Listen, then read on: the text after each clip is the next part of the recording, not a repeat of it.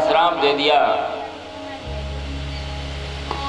अपने पुत्र श्रृंगी को भी समझाने का प्रयत्न किया था कि बेटा ऐसा राजा इस धरती पर न हुआ और न होगा। एक छोटी सी गलती में, वो भी कलयुग के प्रभाव से, क्योंकि कलयुग बीच में मिला था और कलयुग को जब मारने के लिए प्रयत्न किया था तो कलयुग ने ये कहा था कि मैं मरूंगा नहीं, मैं भी एक युग हूं और जैसे सब युगों का अस्तित्व है वैसे मेरा भी अस्तित्व होगा, मुझे नष्ट नहीं किया जा सकता। आप प्रतापी राजा हो तो केवल इतना कर सकते हो कि आप हमको जगह बता दो कि हम कहाँ रहें। तो राजा के शरण में जो आ गया, तो शरणागत को, अर्जुन के वंश की परंपरा है कि शरणागत को दंड नहीं देते। तो ये उन्होंने स्थान दे दिया था कलयुग को। द्यूतम पानम स्त्रियः सूना यत्रा धर्म चतुर्विधः। इन जगहों पे रहोगे जहां पर द्यूत क्रीड़ा होती हो, जहां पर द्यूत जुआ खेला जाए वहां पर कलयुग होगा, और जहां पर मदिरा पान किया जाता हो वहां पर भी कलयुग होगा, और जहां पर निर्दयता का व्यवहार होता हो वहां पर भी कलयुग होगा, और जहां पर नारी को जननी की जगह रमणी के रूप में देखा जाएगा वहां पर भी कलयुग होगा। इन 4 जगहों को जब बताया था तो 5वां जगह और पूछा, कोई एकाक अच्छी जगह भी हमारे लिए बताइए। तो 5वीं जगह दिया था, पुनश्चयात्मानाय जातरूप मद प्रभु। तो परीक्षित ने 5वीं जगह दे दिया था, सोने में रहना, स्वर्ण में रहना। और परीक्षित जी के माथे पर सोने का मुकुट तो लगा ही था। कलयुग हंसा और कहा, मन ही मन के राजन, तुम बहुत समझदार समझते थे अपने आप को, और सोना तो तुम्हारे सर पर है, मैं तुम्हारे सर पे ही बैठ जाता हूँ। और उस कलयुग के बैठने के कारण राजा भ्रमित होकर के और ऐसा काम कर दिया कि एक ऋषि के गले में माला पहना दिया। तो समीक मुनि तो जानते थे, और समीक मुनि इसीलिए दौड़ करके राजा परीक्षित के घर में पहुंच गए, और वहां पर उन्होंने कहा कि राजन, एक ऋषि तपस्वी की वाणी है, वह सत्य तो होगी नहीं, इसलिए मृत्यु को सुधारने का प्रयत्न कर लो। मृत्यु तो निश्चित है, वैसे भी संसार के हर प्राणी की मृत्यु तो निश्चित है। दुनिया में कोई भी उसे अमर नहीं बना सकता है, इसलिए प्रयत्न पूर्वक इस मृत्यु की पीड़ा से ऊंचे उठने का व्यक्ति को केवल प्रयत्न करना है। मृत्यु टालने का प्रयत्न संभव नहीं है, मृत्यु सुधारने का प्रयत्न करना है। क्योंकि परीक्षित की मृत्यु ब्रह्मास्त्र से नहीं हुई थी। ब्रह्मास्त्र का प्रयोग किया जब अश्वत्थामा ने, भगवान ने ब्रह्मास्त्र से रक्षा कर दिया। तो जो ब्रह्मास्त्र से जीव नहीं मरेगा वो दुनिया के फिर किसी अस्त्र से नहीं मरेगा। जो इनकर मारा नहीं मरई, ब्रह्मरोस पावक समझरई। जो भगवान शिव के त्रिशूल से नहीं मरता, जो ब्रह्मा जी के ब्रह्मास्त्र से नहीं मरता, और जो भगवान नारायण के सुदर्शन चक्र से नहीं मरता, जो इंद्र के वज्र से नहीं मरता, ये 4 अस्त्र ऐसे अमोघ हैं जो इनसे नहीं मरता, तो उसकी मृत्यु अंत में ब्रह्म श्राप से ही हो सकती है। इसीलिए परीक्षित भी संसार में आए हैं तो परीक्षित को भी मर के ही जाना होगा। परीक्षित को भी मरना ही होगा, तो मरने का दूसरा उपाय क्या होगा? ये ब्रह्म श्राप ही हो सकता है। इसीलिए ऐसी परिस्थिति बनी कि जो ब्रह्मास्त्र से नहीं मरा वो यम के यमपात से भी नहीं मरेगा, और इस संसार में आया है तो उसे मर के ही जाना पड़ेगा, क्योंकि मृत्यु लोक का ये धर्म है। इसलिए ऐसी परिस्थिति बन गई कि ब्रह्म श्राप हो गया, और ब्रह्म श्राप दूर भी कैसे होगा? ब्रह्म ज्ञान से दूर होगा। तो ब्रह्म ज्ञान देने के लिए कोई ऐसा सदगुरु मिलना चाहिए। आज ऐसी परिस्थिति परीक्षित की बन गई। परीक्षित जी को ये चिंता तो नहीं है कि मेरी मृत्यु हो जाएगी, बल्कि ये चिंता है उनको कि जो हमारा वंश था इसमें भगवान का कितना बड़ा सम्मान था, धर्म का कितना बड़ा सम्मान था, ब्राह्मणों का कितना बड़ा सम्मान था, वही उसी वंश में हमने अपमान कर दिया। ऐसा यह कलंक लेकर के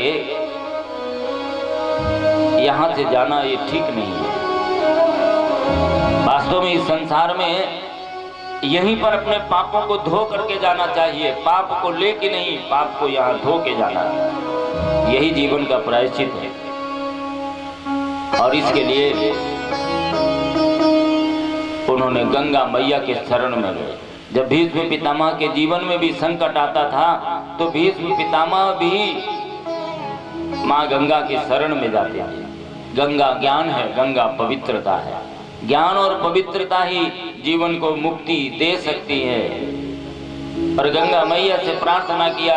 गंगा मैया ने कहा कि परीक्षित, ये तुमने शरीर से पाप किया होता तो मैं अपने जल से धोकर तुम्हें पवित्र बना देती, लेकिन तुमने मन से पाप किया है, और मन के पाप को धोने के लिए तो भगवान की कथा ही है। भगवान की कथा ही ऐसी है जो पापों को धो सकती है। इसलिए प्रतीक्षा करो, निश्चित रूप से तुम्हारे जीवन को पवित्र करने के लिए कोई महापुरुष आएगा जो भगवान की सुंदर कथाएं सुना करके तुम्हारे जीवन को पावन बना देगा। और ऐसा कह के जब परीक्षित वहां अनशन करके बैठ गए गंगा के किनारे, सब कुछ उन्होंने त्याग दिया है, अन्न जल वस्त्र और राजपद ऐश्वर्य सभी कुछ का परित्याग करके गंगा माँ के शरण में बैठे। बड़े बड़े संत महापुरुष ऋषि आकर के ज्ञान देने का प्रयत्न कर रहे हैं, लेकिन हर व्यक्ति को समझ में आ रहा है कि ऐसे ज्ञानी राजा को हम कौन सा ज्ञान दें, जिसे भगवान का दर्शन गर्भ में हुआ, जिसका पूरा वंश भगवान से पालित रहा, ऐसे महान राजा को हम कौन सा ज्ञान दें? नारद भी नहीं दे पा रहे हैं, तो कोई साधारण व्यक्ति होता तो उसको ज्ञान सुना दे यार। अब राजा चिंतित हैं और राजा का एक प्रश्न है सभी से। इस प्रश्न का जवाब देना इतना सामान्य तो किसी के लिए था नहीं। सर्वात्मना म्रियमाणे च कृत्यं शुद्धं च तत्रामृतता वियुक्ता। जिसकी मृत्यु निकट हो उसको क्या करना चाहिए? इस संसार में वास्तव में मृत्यु तो सभी की निकट ही है। पानी केरा बुलबुला जस मानुष की जा। मनुष्य का जीवन तो आज घर से निकला लौट के घर आ जाए, ये बड़े सौभाग्य की बात। हर क्षण काल उसके शीश पर सवार है। तो मृत्यु तो संसार में हर प्राणी के निकट है, और ये हर प्राणी का प्रश्न है परीक्षित के माध्यम से। और जैसे वो चिंता में थे, उसी बीच में तत्रा भवत भगवान व्यास पुत्रो यदीक्षया गामठमानो नपेक्षा अलाभलिंगो निजलाभ तुष्टो वृतश्च बालैरवधूत वेशः वृतश्च बालैरवधूत वेशः। छोटे छोटे बच्चों के समूह से घिरे हुए नंग धड़ंग 8-12 वर्ष की अवस्था, घुंघराले बिखरे हुए बाल, अद्भुत ज्ञान की राशि सुखदेव जी, साक्षात भगवान ही है सुखदेव जी। क्योंकि एक जो गोलोक में भगवान श्री कृष्ण हैं, वही गोलोक वाले भगवान कृष्ण इस धरती पर कृष्ण के रूप में आए थे, और वही गोलोक में भगवान ही अपने एक रूप में सुख बने हैं, जो अपनी ही कथा को राधा जी को सुनाते हैं। और वही सुख इस धरती पर सुखदेव जी के रूप में आए, इसलिए यहाँ पर साक्षात भगवान के रूप में ही कहा। और वैसे भी गुरु तो भगवान के रूप में ही होते हैं। हमारे जीवन को सुधारने का काम सद्गुरु ही करते हैं। जीवन कैसा भी हो, पत्थर की मूर्ति को मूर्तिकार उसमें सुंदर मूर्ति बनाता है, आकृति देता है, और प्राण प्रतिष्ठा के बाद जब उसमें प्राण आता है तो वो पूजनीय हो जाती है। ऐसे मनुष्य का जीवन भी है, चाहे जैसा भी रहे, एक सद्गुरु के शरण में जाने के बाद उसका जीवन बदलता है। आनंदमानंद करम प्रसन्नम ज्ञान स्वरूपम निज बोध रूपम योगींद्र मीड्यम भवरोग वैद्यम श्री सद्गुरु नित्यमहं नमामि। श्री सद्गुरु नित्यमहं नमामि।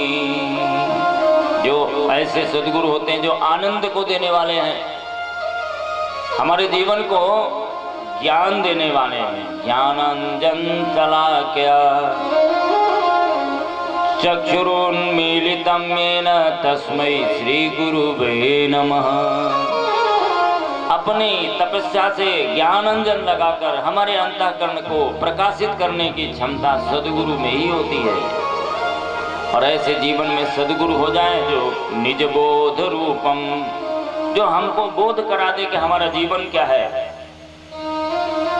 एक शावक था, शेर का बच्चा था, लेकिन वो सियारों के बीच में पल गया तो वो सियारों की बात बोलता था, हुआ हुआ ही करता था।